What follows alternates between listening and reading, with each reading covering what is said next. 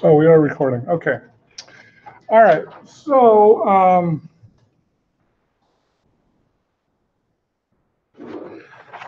on 2.3, we're going to talk about stem and leaf plots. We're also going to talk about line graphs. Okay? So stem and leaf plots, you can think of it as a text histogram on the side. Okay? Line graphs are used for time data. Okay? They also talk about ogive. I think I took, hopefully I didn't. It's just going. Oh, okay, yeah. The ogive, nobody ever talks about those except for here. I'm going to focus mainly on the stem and leaf plots and the line graphs. So if you've got worksheet 2.2 open, let's talk about the stem and leaf plot. If I draw a line here, you could think of this as the stem and this is the leaves. And the data that I have there goes from 15 to 32, it looks like. So I'm going to put the 10s here, 20s here, and the 30s here. Okay. Now in the book, they make you sort this. So we're looking at the gas mileage for 2008 sedans. The first one I've got is an Acura, and it says it's 24 and 15. I don't care about sorting this so much. And then I got 26, 26, 24, 26. And then I got 26 again, and 30. 31, 31. 31, 31. 25, 23. 25, 23. 22, 31. 22, 31. 32. And 32. So there you have that. So back in the old days, before computers, this was a common way to make a histogram very quickly and easily. You can kind of look at this and say, oh yeah, it's kind of right skewed, right? You got a bigger tail on the right side than you do on the left. Okay? So if you turn your head sideways and say that. So that's kind of a quick and easy way, kind of something you would do on paper. If I ask you about this, I don't know why that took a while to focus so much, but I will share my screen here for those of you who are watching at home. We'll do this again on Excel, but it's kind of silly on Excel. Once again, I've got my 10s, my 20s, my 30s. I will add a right border here. Okay. So I've got 24, 15, 26, 24, 26, 26, 30, 31, 31, 25, 23, 22, 31, and 32. Okay? Now, if you want to make all those so that they're close together, highlight columns N through F, and then in between any two columns, it doesn't matter which ones you pick, got that cross, weird looking cross with two arrows. If you double click, it will resize those for you. There you have a stem and leaf plot. Okay? Like I said, more commonly done on paper than computer, but that's a good easy way to do it in Excel. Okay? The book sorts it, I don't care. Generally, the idea is you're trying to get an idea of the distribution there. So, any questions on that? Okay. All right, let's talk about a line graph. A quick question. Yeah. Let's say on 2, for example, I threw in all the secondary digits out of order because I just wrote what we had up on the board. Is there a way to have Excel sort those bad boys so I don't have to go back and do that? Well, if you sort it beforehand, you could data and sort it by miles per gallon and then create it that way. That's the easiest way, but there's no way to sort it this way. Okay, And so I you know can't that. sort by row. You'd have to sort it first, and then, yeah, you can do it that way. Okay? How did you make it small again?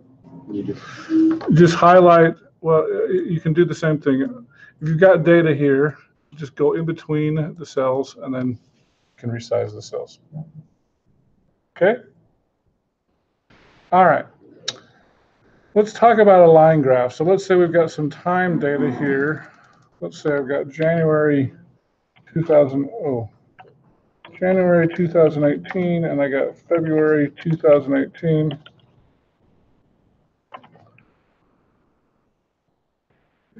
And then at this point, I can drag down. We'll go all the way through December. Let's say these are gas prices. You said we're doing this on a new sheet. Yeah, this is on a new sheet. Okay. So gas prices, I got 333, 321, 305, 298, 287, 288, 265, 270, 255, 245, 233, 215. Okay? All right, so now, Expand that. expand it, make it bigger. Yeah. You guys gotta sit in the front. I always get here late when everything's taken. I'm just teasing. Oh, you're All right. right. So, let me pick on, I want to say Carla. Is it Carla? Are you Carla? You're not Carla. What's your name? Erica. Erica got the A right on the end? What kind of a graph should I use for this?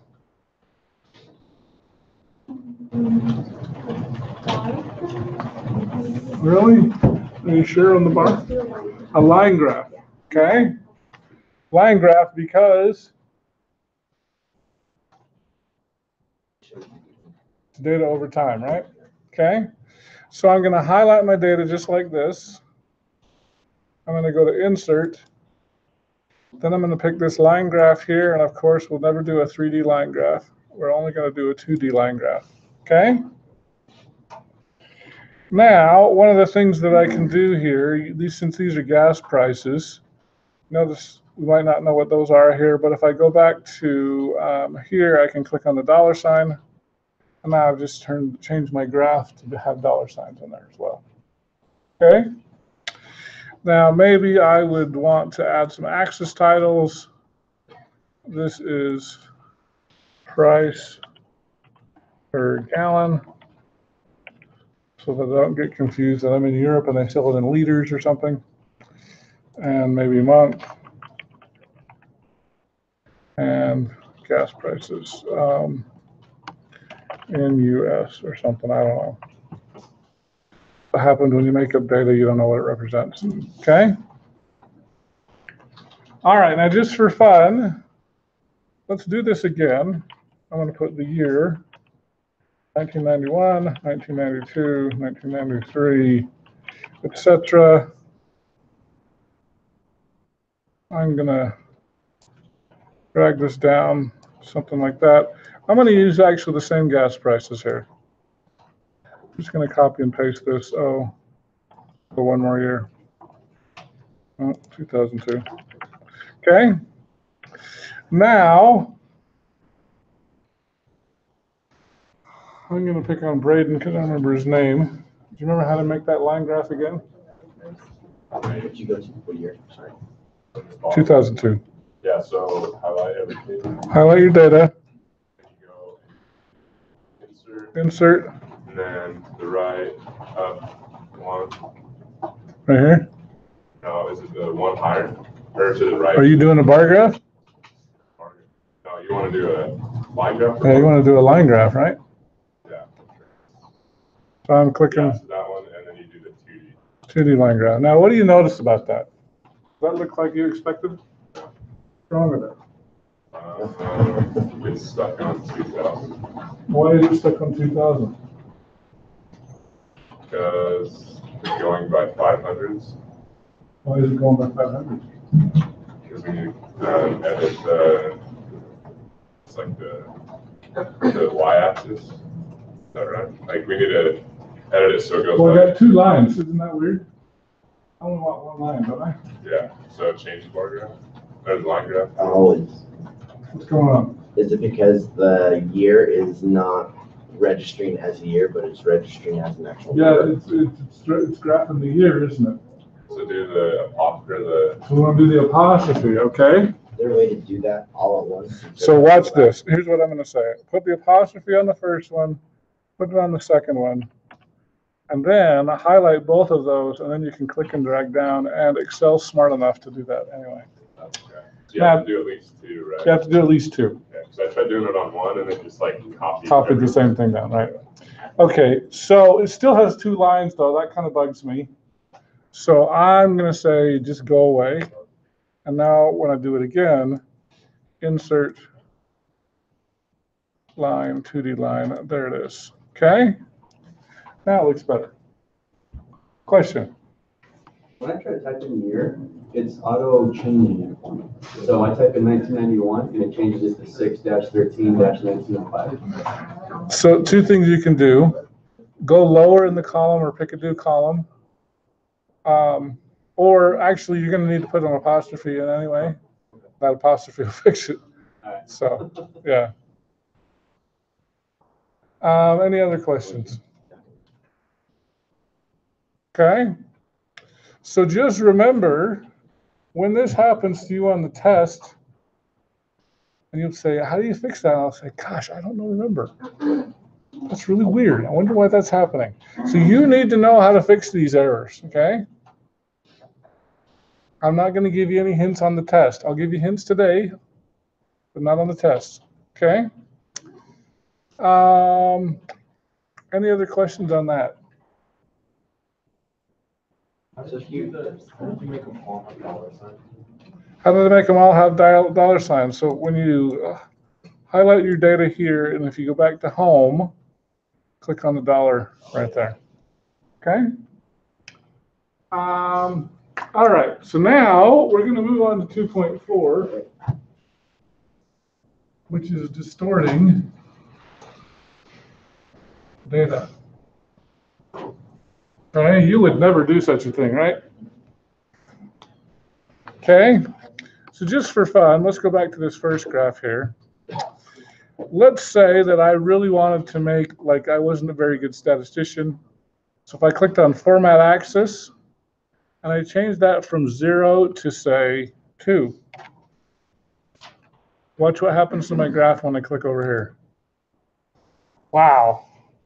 Gas prices are dropping like a rocket. Okay? Now this is what it looked like before. Notice how flat it is. Okay? Now I've made it, now I've really emphasized that. So generally speaking, especially if you're doing a trend thing over time, you're usually going to want that to start at 0, okay? So that it doesn't distort the data.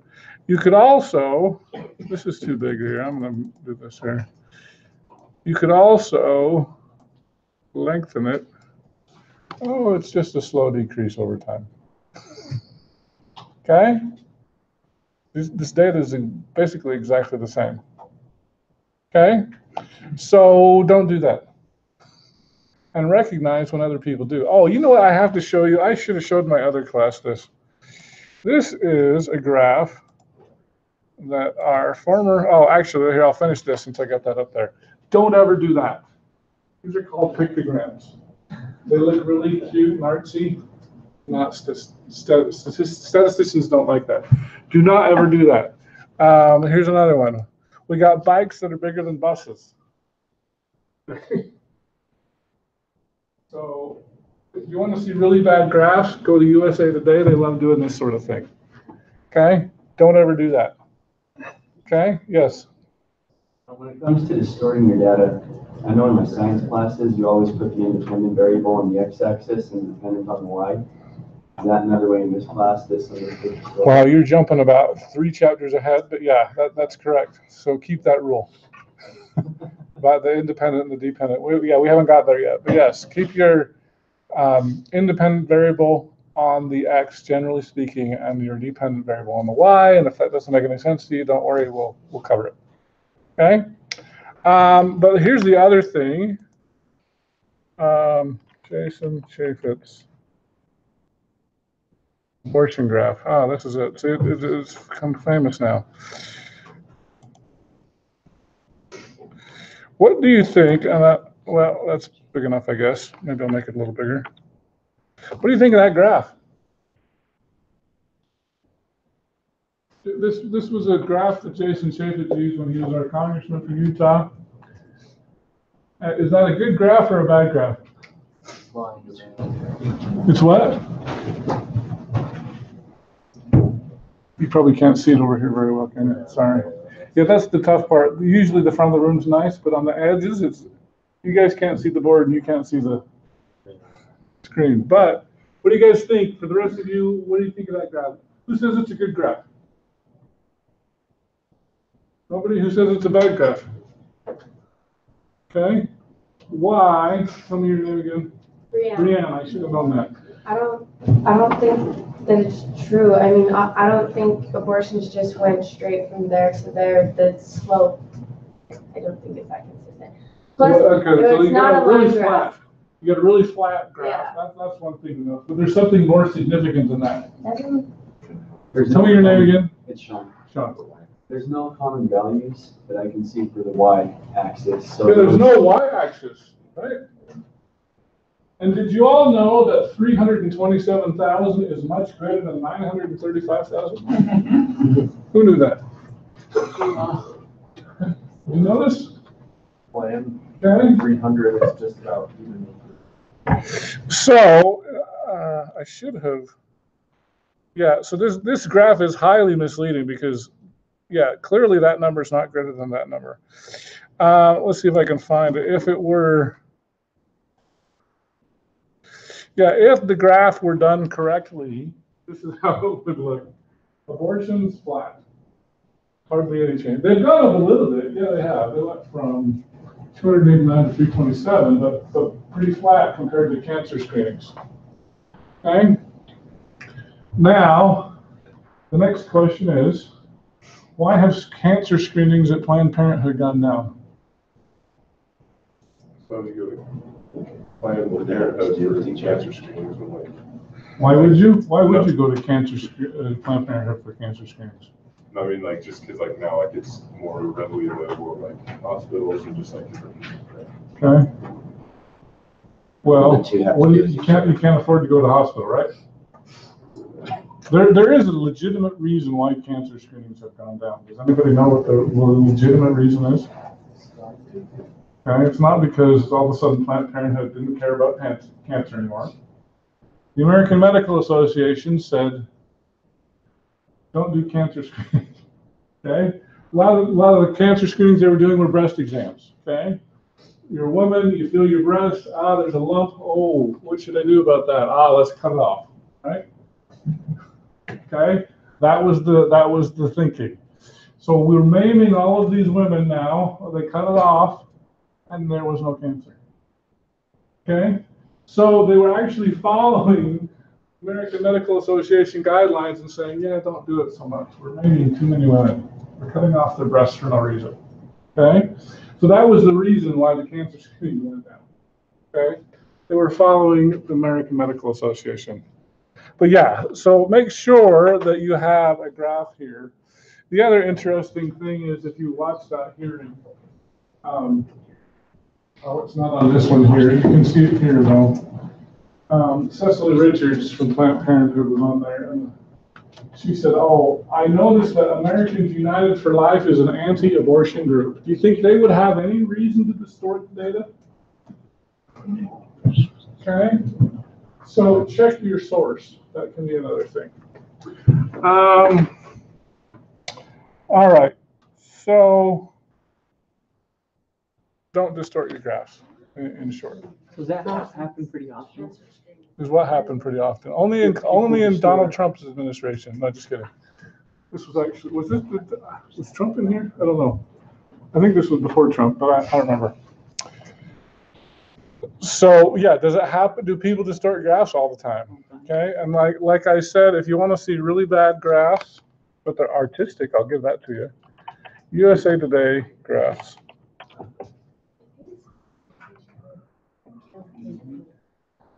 Oh, look at that! Isn't that cool? Let's make it artistic. Horrible graph. Okay, but it is artistic. Okay, I'll give that to you.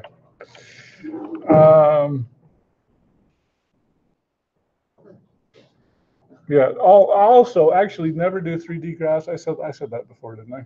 Don't do 3D graphs. Oh, here's another one. Oh, here's a good one. I like that one. That's very artistic. Okay, make it look like a cast. Not at all distorted. Okay, don't do that. All right. Okay, so the last thing I want to do, let's move on to 3.1. 3.1, where we're going to talk about the mean, the median, and the mode. Are we doing all 3 chapters of the quiz tomorrow?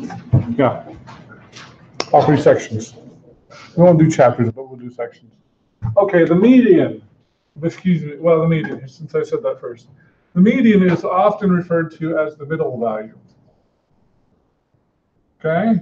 The formula that we use for that is n plus 1 divided by 2. And I'll explain that more in just a minute. The mean is what you commonly think of as the quote-unquote average. I don't like to use average, and you'll see why here in a minute. But basically, you add them up, add them up, and divide by the total. You're used to doing that since grade school. The mode is what we call the most common value. I probably should have showed that to the people at home who are watching this anyway. Mean is the average, add them up, divided by the total. Median is the middle value, n plus 1 divided by 2. Mode, the most common value. So let's do a quick example here. Okay.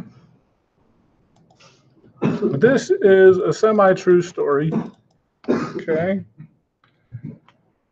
Let's say that the University of North Carolina wanted to know how much salary that geography majors made. Salary of geography majors. Okay. So let's say we have graduate 1, graduate 2, and then I'm going to go 3, 4, 5. Okay. Pretend it's a very small college. Okay. All right. So the first graduate made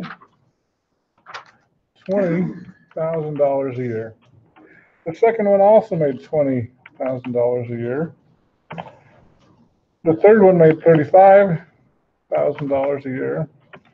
The fourth one made $25,000 a year.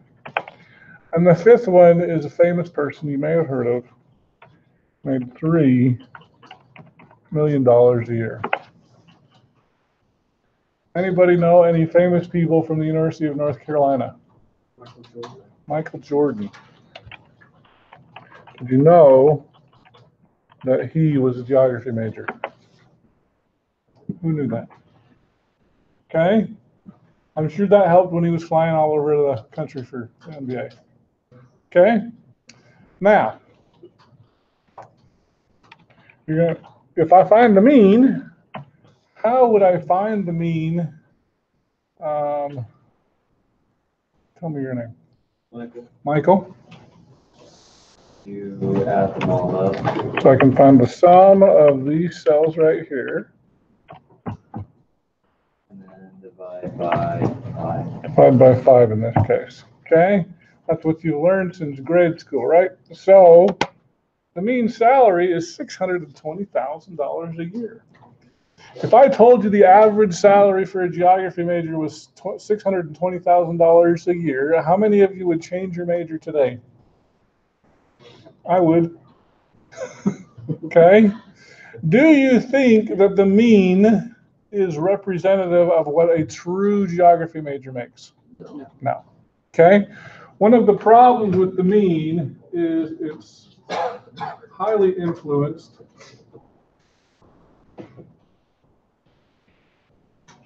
by outliers. And clearly Michael Jordan's an outlier. We'll get a better definition of that later on. Okay?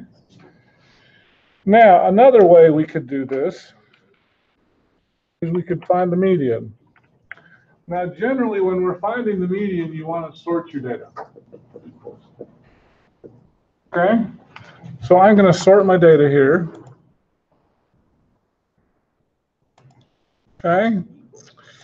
And the formula that I've got is n plus 1 divided by 2. So how big is my sample size here? How many pieces of data do I have? It's Mackenzie, close. McKenna's on the back row, right? Okay, I knew it. Mackenzie, so we'll say it again. 5. We've got 5. 5 plus 1 is?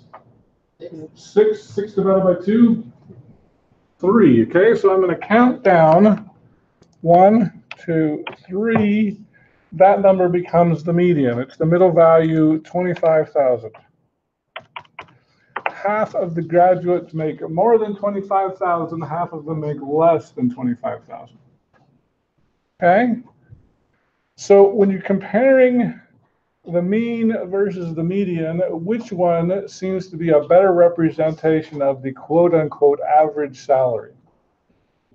Probably the median, right? So the median is less influenced